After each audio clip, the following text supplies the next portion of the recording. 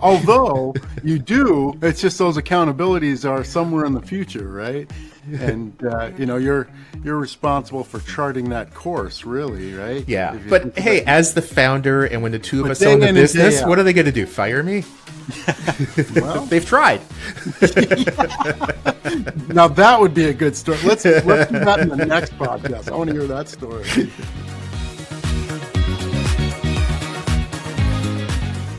Well, welcome everybody. Thank you for visiting us at episode 2 of The Unscripted Leader. And I am really excited today to have Steven Rothberg with us. And for those who don't know Steven, he is the founder and a podcast host, a well-recognized speaker, a recovering lawyer, which we'll talk about in a little bit, which is great. But really, he's a very well-respected thought leader in college recruiting. He's been widely, quoted in local, regional, international news, including NBC, U.S. News and World Report, Bloomberg, Wall Street Journal, USA Today, Fox and Friends, CNN. I could keep going, but if you want to know about college recruiting, Steven's the guy. If you're interested in the LinkedIn world, I'm really happy. Steven's Mashable's one of the top 20 folks to know on Twitter for those looking for jobs. Fast Company, top 50 online influencer, and his LinkedIn profile is in the top 1% most viewed. And so for everybody, please welcome Steven Rothberg to the show. Thank you very much for joining us, Steven. Thank you so much, Steve. And by the way, great choice on first name. We have things in common. So I ended up with the PHEN because my mother said that's the old Anglican way, good Episcopal mother, right? That's the old Anglican way of spelling it. And that just led to too much confusion. So I like your spelling better, but I just shortened mine. Well, thank you so much, Stefan.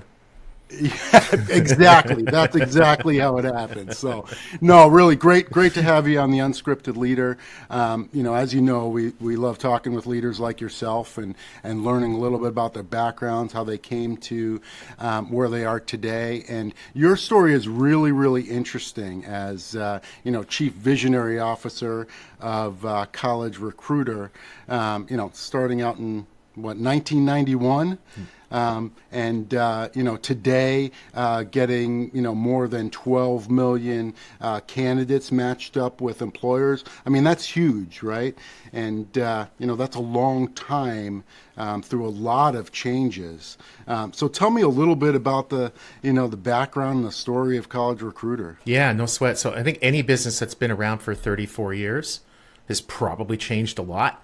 And there aren't very many industries where you can be doing exactly the same thing for 3 decades and be successful. And certainly anything in technology is definitely one of those. So the very earliest origins of the company that College Recruiter grew out of was a tiny little micro business. It was basically me, a contractor or two here or there, and some vendors. And it was 91. So it was about 4 or 5 years before the vast majority of people had heard of the internet. So it had nothing to do with the internet. I was publishing maps of college and university campuses. I went to the University of Minnesota for grad school. That was the first one.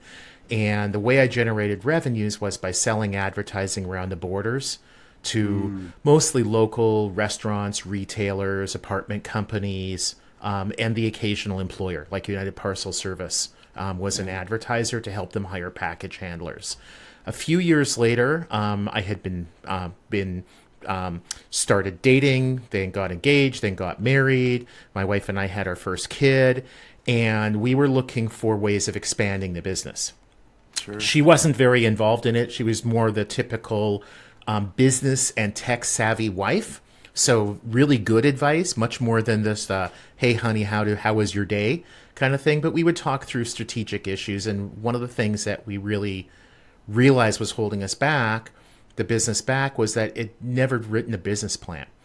So I basically spent the next couple of weeks holed up in a couple of coffee shops, wrote a business plan to see about how to expand this campus map business. And where that led me was not to expand the campus map part of the business, but it wasn't that campus maps were something that we knew better about or did better than other organizations.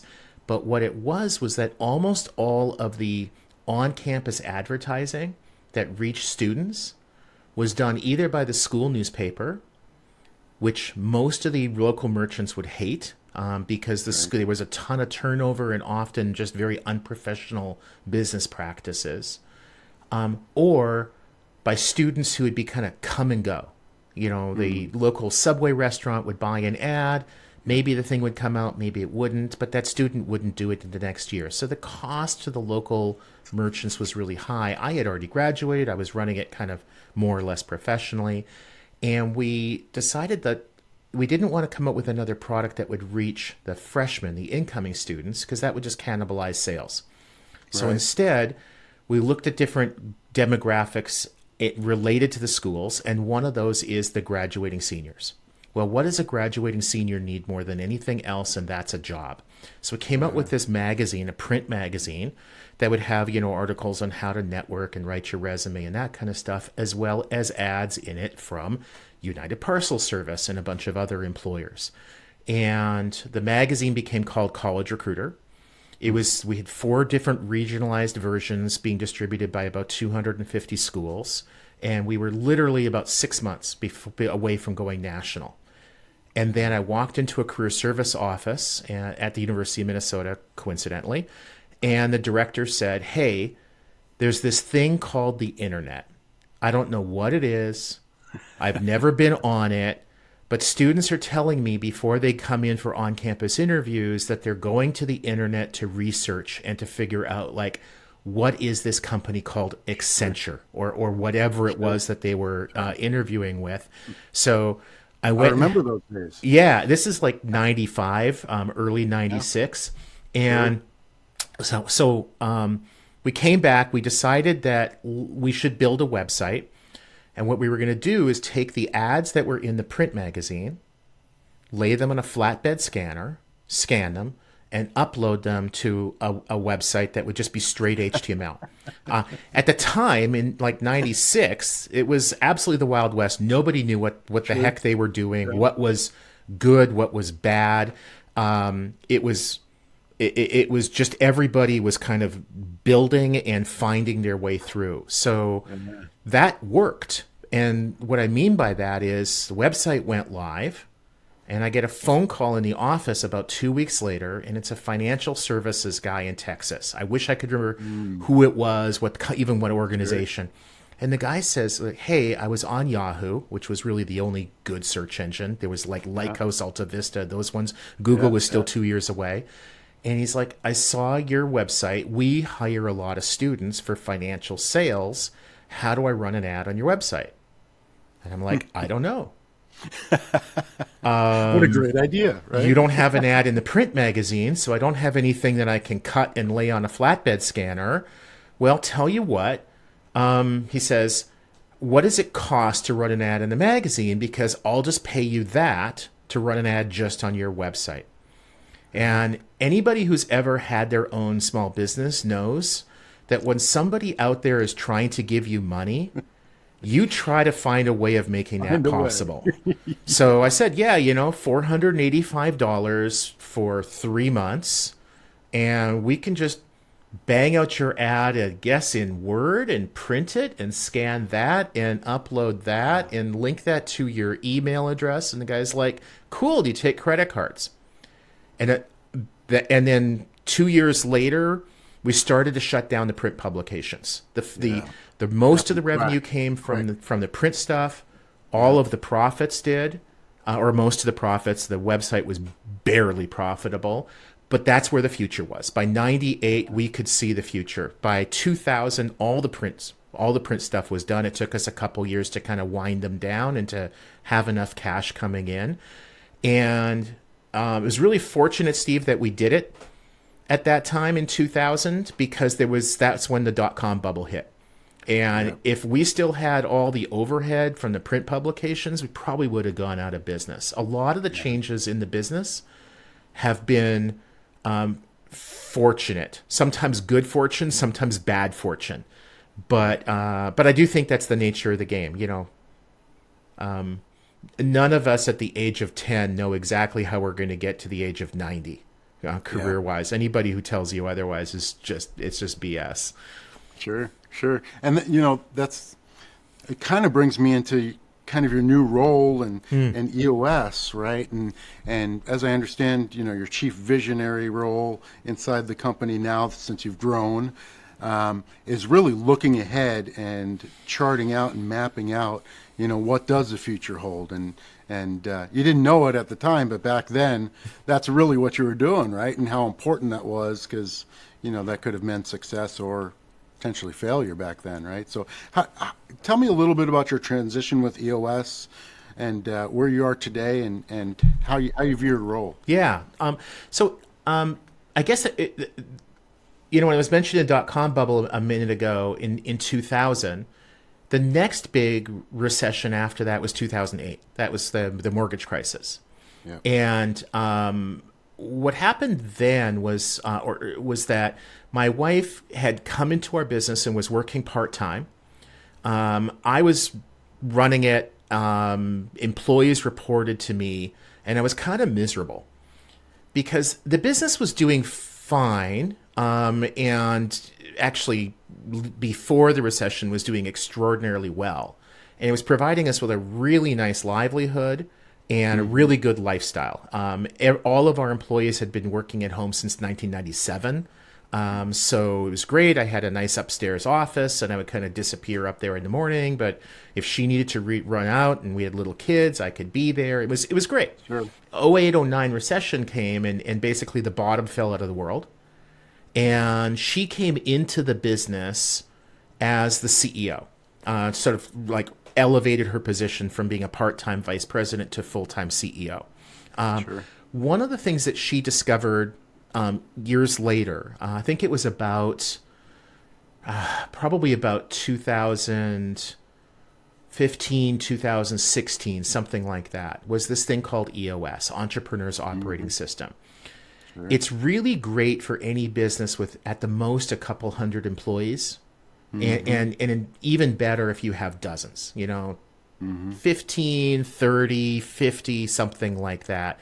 And what it does, it's kind of a framework or a plan for how to run meetings, for how to define what it calls areas of accountability, which a lot of people would say responsibilities, goals, which it calls rocks, things like that. Like, how do you prioritize your work?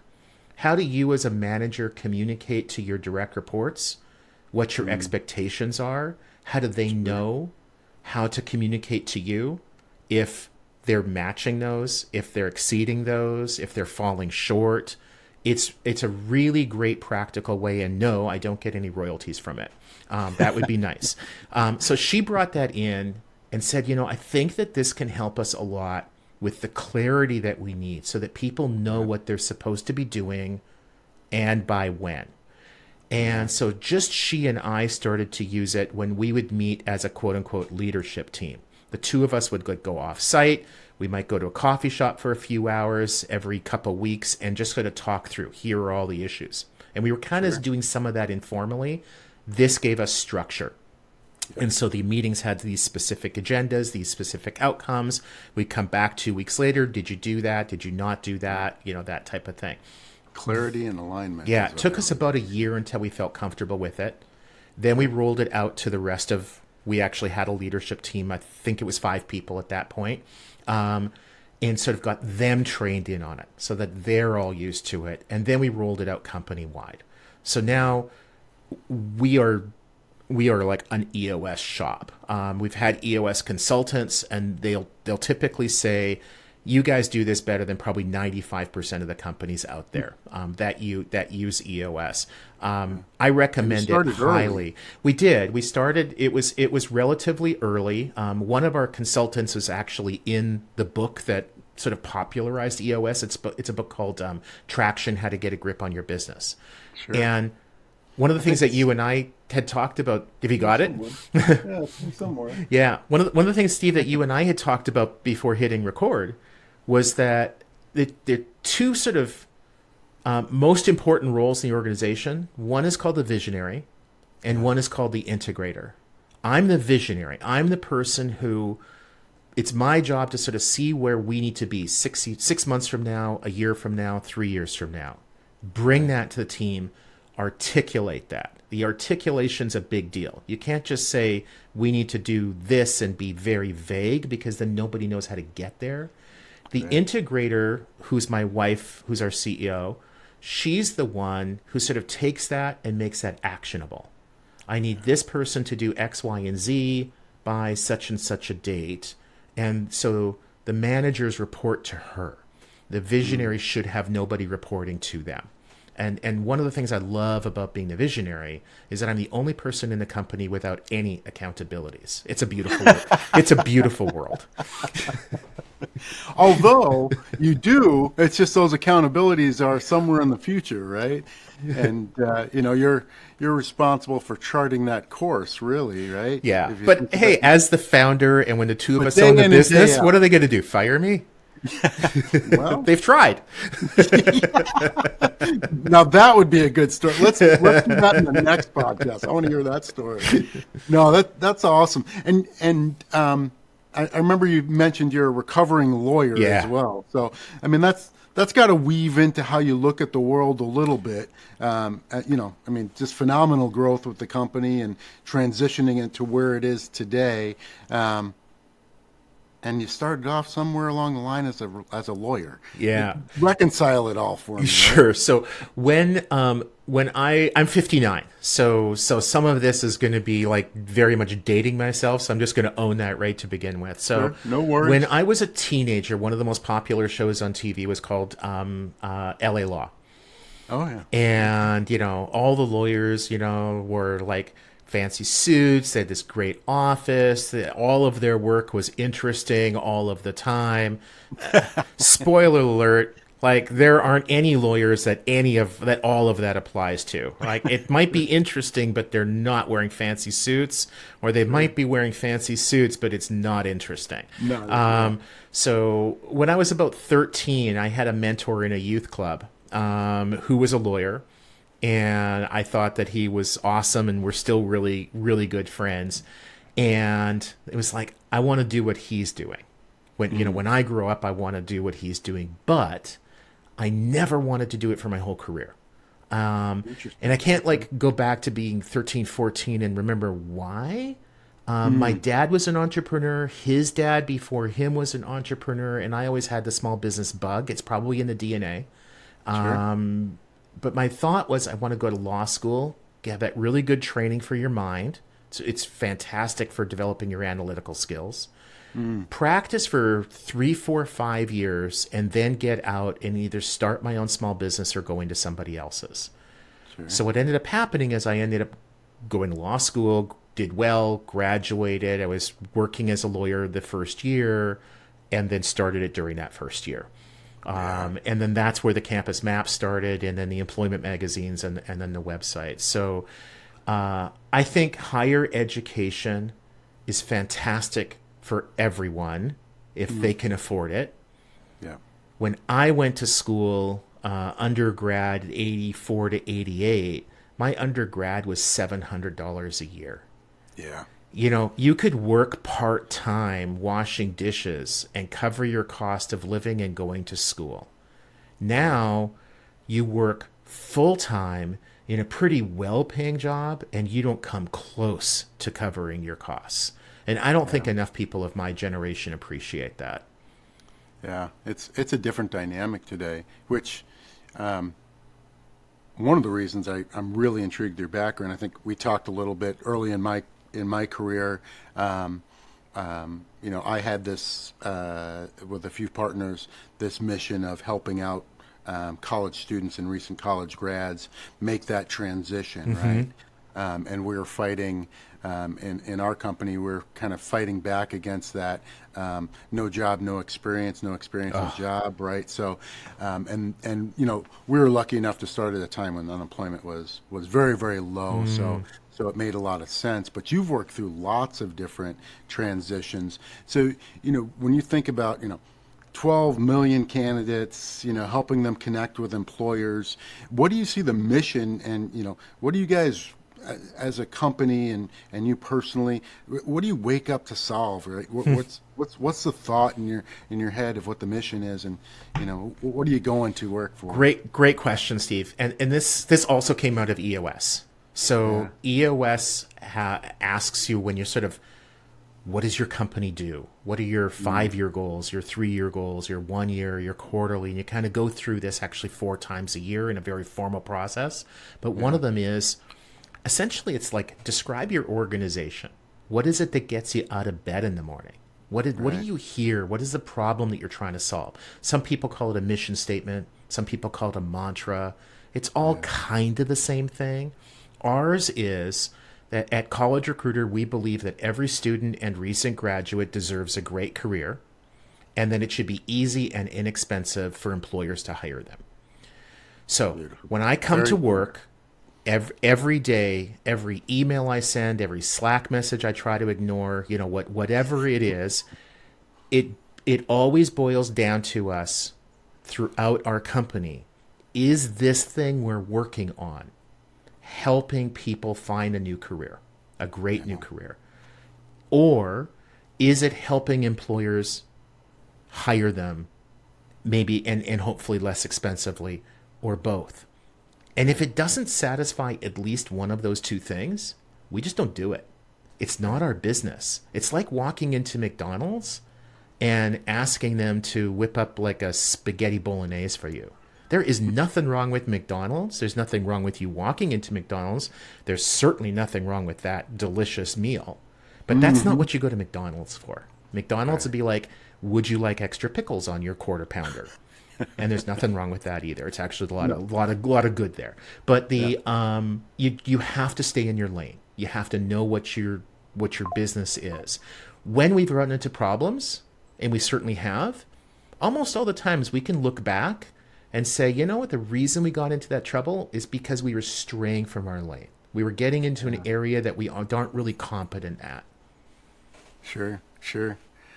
And so today, as you look forward, I mean, what do you see the next step, right, along that same kind of visionary line? I mean, what's next for College Recruiter? Yeah. Right? So what's next for us over the coming months is that we've been working towards building a couple of really big tech enhancements.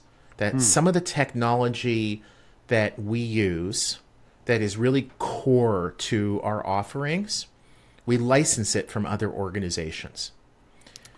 And it's been good, and it is good, but it might not continue to be good. We've had a number of occasions over the years, 3, 4, 5 of them, where a strategic partner of ours that provides a real core piece to what we do, that their business model just started to diverge from ours. Again, nothing wrong with them or their product. Good people, good organization, good product, but we became less and less of an ideal customer, and so their product became less valuable to us, and sometimes even like a real negative to using them. And we have some worries about that with a couple of our current partners. And so we're building tech that will allow us to move off of them. I don't think the typical user will notice any difference. There won't be difference in the ads we run, the way our website looks, the way our website operates, our business model, our pricing, that kind of stuff. But what it will do is eliminate a huge amount of risk on our end, because if those companies go away or radically change their business model, that could be really hurtful for us. It's one of the challenges that I think a lot of people don't appreciate in any business. There's always this buy versus build tension. Do you license it or contract with somebody else to do it? It might be cheaper, but it's probably higher risk. What if they go out of business? Versus building it, it's going to suck up a ton of resources to build something that somebody has already built, but then you own it. And so you don't have to worry as much about somebody on the outside. I see a lot of this, Steve, in with our customers, with the employers that advertise their job openings with us, that a lot of them get so dependent on their applicant tracking system, on their ATS. And then if their ATS is bad, that really hurts their recruiting. Yeah. Google and some other organizations years ago said, we're tech companies. Why don't we just build our own? Mm-hmm. And so then they've built their own, and it really fits their model. I think that's beyond the capabilities of most organizations. So they are well served by using an ATS. But there are other things that all organizations, their leaders are always looking at. Is it better for us to buy that stuff or build it on our own? Yeah. I think there's also something to be said, and super interesting talk. We could probably talk an hour just on that one, because in my work I see that pretty frequently, and what I find super interesting is it also depends a little bit on what stage of growth you're in. Yes. What a great opportunity now, Steven, for you to be able to, be thinking about those conversations. But I suspect if you were to rewind, 5-10 years ago, whenever you started down the path with these providers, there wasn't an option. There wasn't enough hands in the soup to start thinking about, let's build this ourselves. And maybe if you did, that probably wasn't the best place to focus, right?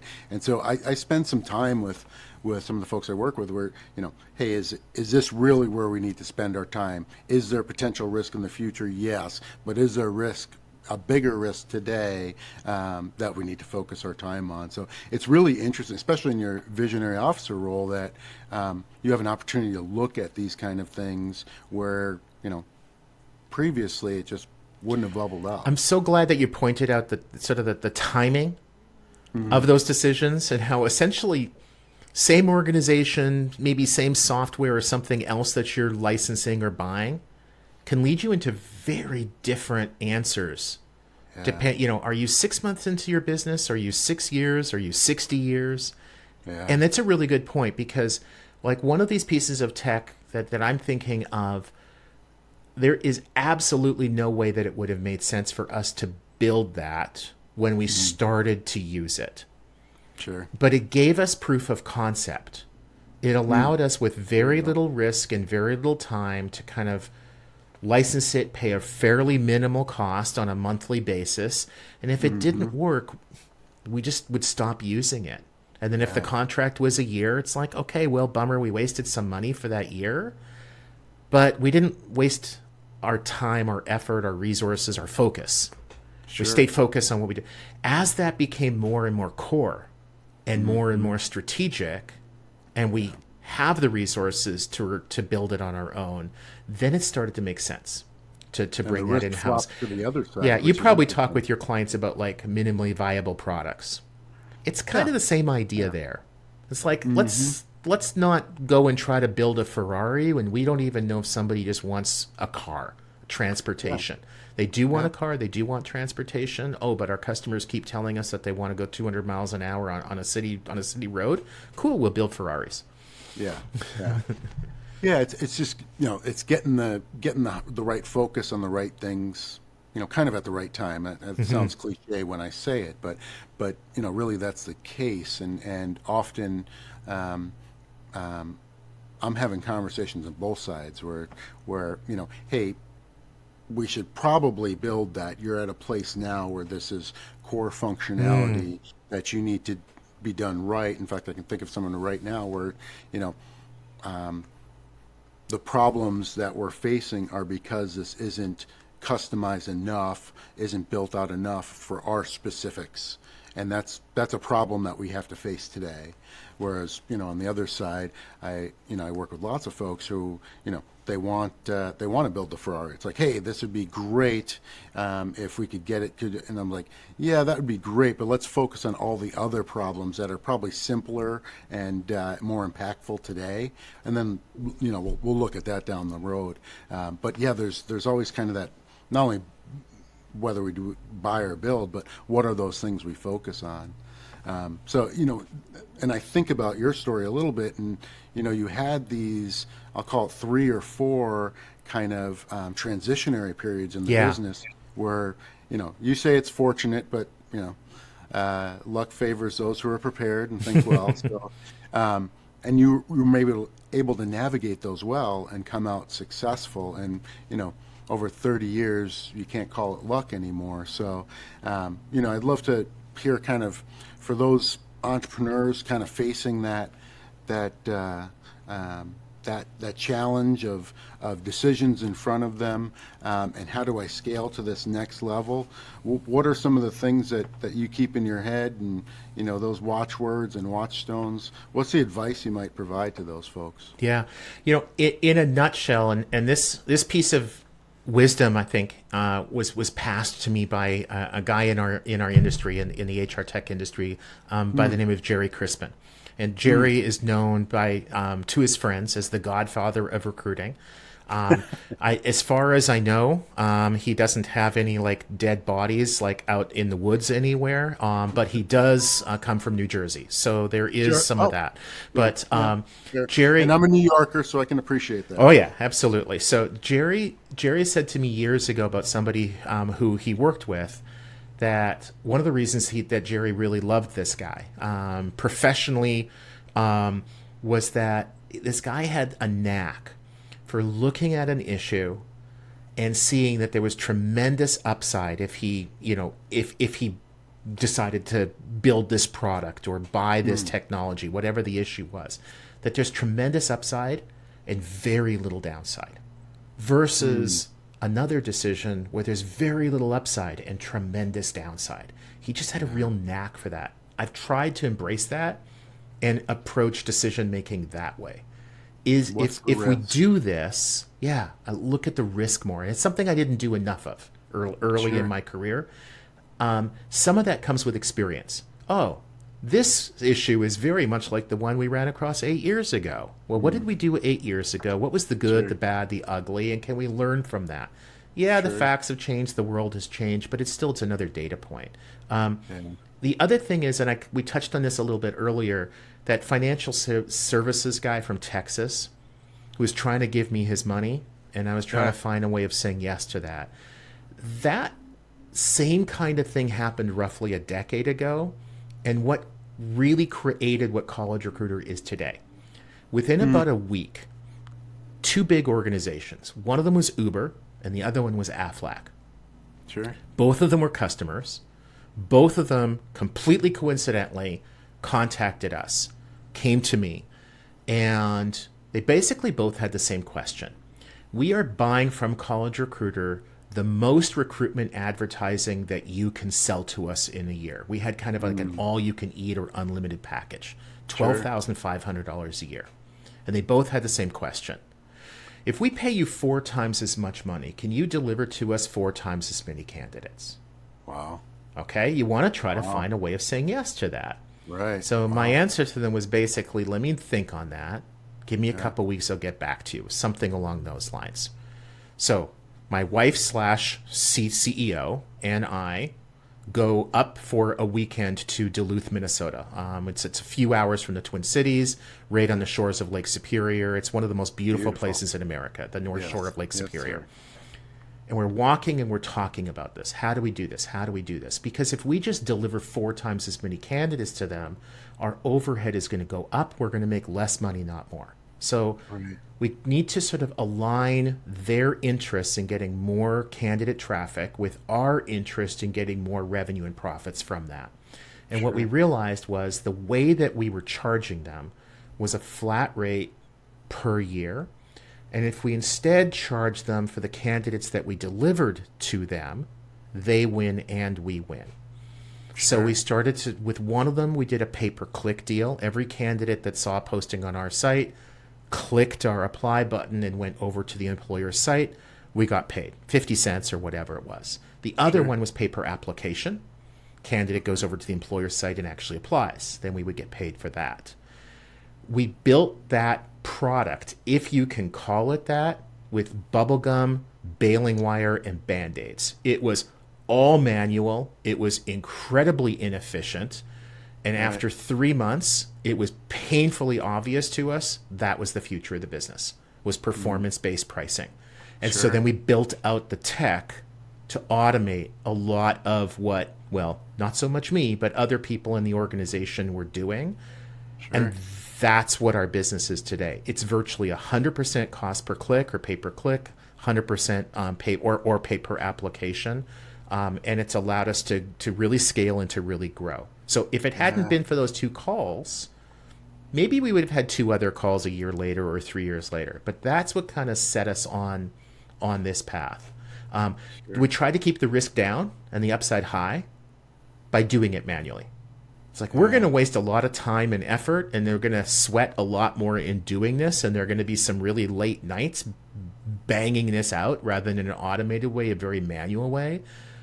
But we're going to know within a couple of months, does this work? Can we deliver 4 times as many candidates? Can we make this profitable? And spoiler alert, Steve, the answer was yes. Yes, right? Yeah, well, those are both real powerful, right? So understand your risk, right?